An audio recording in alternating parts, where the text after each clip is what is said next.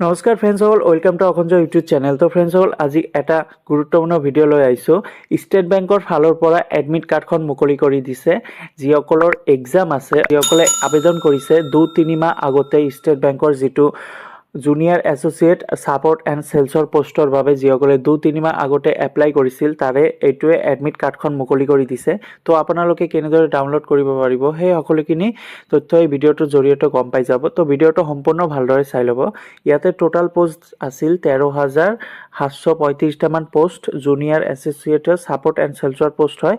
আৰু এইটো 22 ফেব্ৰুৱাৰীৰ পৰা আপোনালোকৰ এক্সাম ষ্টাৰ্ট হ'ব। তাক লিখা আছে যে অল ইণ্ডিয়া মিলি 13,735টামান ভেকেঞ্চি ওলাইছিল। তাৰে আমাৰ নৰ্থ ইষ্টৰ বাবে আছে 692টামান পোষ্ট। আৰু এইটো প্ৰথম এক্সাম হ'ব অনলাইনত, প্ৰিলিমিনাৰী এক্সাম হ'ব।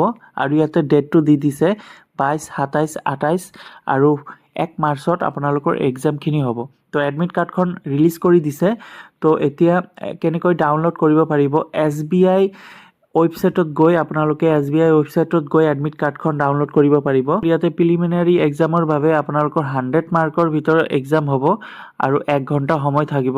লগতে ইয়াতে কি কি ছাবজেক্ট আছে, ইংলিছ লেংগুৱেজ থাকিব, তাৰপিছত নামেৰিয়েল এবিলিটি, তাৰপিছত ৰিজনিং থাকিব আৰু 100 মাৰ্ক থাকিব। সময় থাকিব 60 মিনিট, অৰ্থাৎ 1 ঘণ্টা সময় পাব আপোনালোকে। এইটো অনলাইনৰ জৰিয়তে এক্সামটো হ'ব কম্পিউটাৰত। আৰু ইয়াতে 4টা ভুল গ'লে 1 মাৰ্কে কাটা যাব। ইয়াতে নেগেটিভ মাৰ্কিং দিয়া আছে।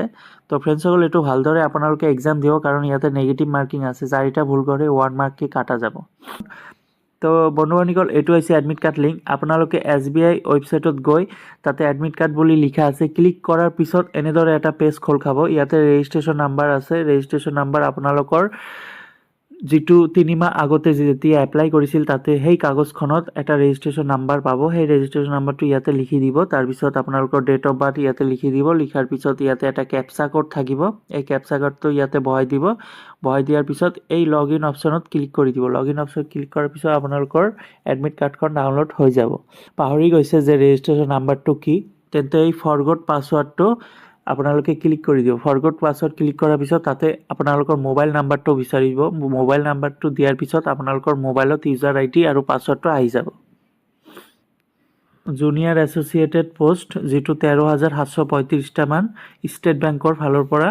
তো এইটো এডমিট কাৰ্ডখন ৰিলিজ কৰি দিছে 10 ফেব্ৰুৱাৰীতে ৰিলিজ কৰি দিছে। তো আপোনালোকে 22 ফেব্ৰুৱাৰী, 27, 28 আৰু 1 মাৰ্চত চেক কৰি চাব আপোনালোকৰ কোন ডেটত আপোনালোকৰ এক্সামখিনি হ'ব। তো ফ্ৰেণ্ডসকল, এইটোৱে আছিল আজিৰ ভিডিঅ'। নেক্সটত আকৌ ভিডিঅ' লৈ আহিম। তেতিয়ালৈকে সুস্থ থাকক, ভালে থাকক। জয় হিন্দ, জয় আই অসম।